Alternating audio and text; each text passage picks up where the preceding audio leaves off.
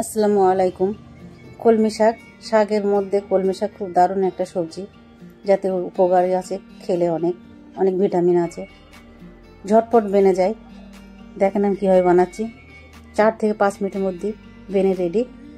প্রথমত কলমি শাকটা এভাবে বড় বড় করে আমি কেটে নিয়েছি। কেটে নিয়ে ভালো করে ধুয়ে নিয়েছি।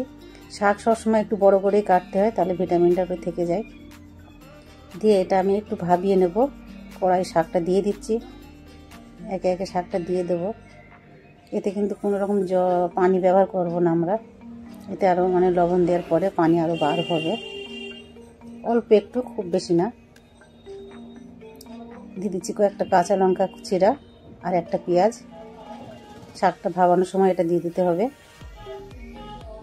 আর অল্প পরিমাণে একটু লবণ, যেন শাকটা হেজে যায়, কিন্তু খেয়াল রাখতে হবে শাকটা হেজে যাওয়ার পরে পুরো একটুখানি হয়ে যায়। ওই জন্য লবণের পরিমাণ কম দিতে হবে, নয়তো ওটা লবণ বেশি হয়ে গেলে খাওয়া যাবে না। তো দেখতেই পাচ্ছেন আমি নেড়ে চেড়ে এইভাবে শাকটা রেডি করে নিচ্ছি। শাকটা দেখেন কতটা পরিমাণে ছিল আর কতটুকু হয়ে গেছে। শাকটা আমার ভাবানো হয়ে গেছে, পানিটা আমি এতে মেরে নিয়েছি। এবার আমি শাকটা নাড়িয়ে অন্য জায়গায় রেখে দেবো। দিয়ে আমি একটা ফ্রাই প্যান বসিয়ে দিচ্ছি। ফ্রাই প্যানটা গরম হয়ে গেছে, আমি এতে দিয়ে দিচ্ছি সরষের তেল, ফরচুনের। তারপরে দিয়ে দেবো এখানে আমি 10-12টা রসুন, আস্ত রসুন দিচ্ছি। আর কয়েকটা শুকনো লঙ্কা দেবো এর মধ্যে। লঙ্কার ফ্লেভারটা ভালো আসবে শুকনো লঙ্কার। আর এতে কাঁচা লঙ্কা দেওয়া আছে, ওই জন্য খেয়াল রেখে আমি দিলাম। আর রসুনটা একটু ভাজা ভাজা করে নেবো। রসুনটাও খুবই ভালো, গায়ের ব্যথা মরে বা খেতে খুব ভালো লাগে, ফ্লেভারটা খুব সুন্দর আসে। আপনারা চাইলে ভাত দিয়েও এটা মেখে খেতে পারবেন, চটকে বা রুটির সঙ্গেও খেতে পারবেন। ওই জন্য আস্তে রসুন দিলাম। আপনারা চাইলে এটা কুচি করে দিতে পারেন, কিন্তু এইভাবে দিলে বেশি ভালো লাগবে।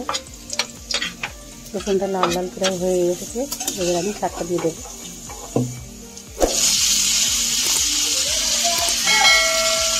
শাকটা দিয়ে ভালো করে 2-3 মিনিটের মধ্যেই হয়ে যাবে। 2-3 মিনিটও লাগবে না, ওদিকে 2 মিনিট ভাবাতে লাগবে, তো এখানে 2 মিনিটের মধ্যে বাস রেডি শাক ঝটপট। এবার আমার শাকটা হয়ে এসেছে, 2-3 মিনিট আমি নেড়ে নিয়েছি। যদি আমার শাকের এই রেসিপিটা ভালো লাগে, আমার চ্যানেলটাকে সাবস্ক্রাইব করবেন, অবশ্যই একটা লাইক করবেন, আর এইভাবে বানিয়ে দেখবেন, নতুন নতুনভাবে ট্রাই করে।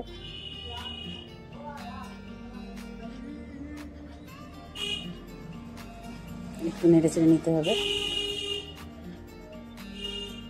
শাকটা আমার হয়ে গেছে, গ্যাসটা বন্ধ করে দিচ্ছি, এবার উঠিয়ে দেখাচ্ছি। আপনারা ভালো থাকবেন, সুস্থ থাকবেন। আল্লাহ হাফেজ।